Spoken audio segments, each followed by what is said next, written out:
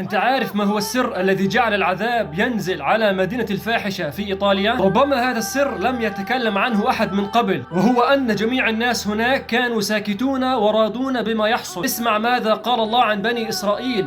قال الله: لعن الذين كفروا من بني إسرائيل على لسان داود وعيسى بن مريم، ذلك بما عصوا وكانوا يعتدون، كانوا لا يتناهون عن منكر فعلوه، لبئس ما كانوا يفعلون. أنهم كانوا يفعلون المعاصي، والأشد من ذلك أنهم كانوا لا ينهى بعضهم بعضا عن فعل هذه المعاصي. فالعبرة من ذلك يا أخي عندما ترى رجال الدين ينهون عن المعصية ويذكرون الناس بالطاعة، فاحمد الله على ذلك، لأن هؤلاء هم صمام الأمان لأهل الأرض. وصدقني ولولا ما يفعله هؤلاء لنزل العذاب على أهل الأرض، كما قال النبي صلى الله عليه وسلم: لتأمرن بالمعروف ولا تنهون عن المنكر، أو ليوشكن الله أن يعمكم بعقاب من عنده ثم تدعونه فلا يستجاب لكم.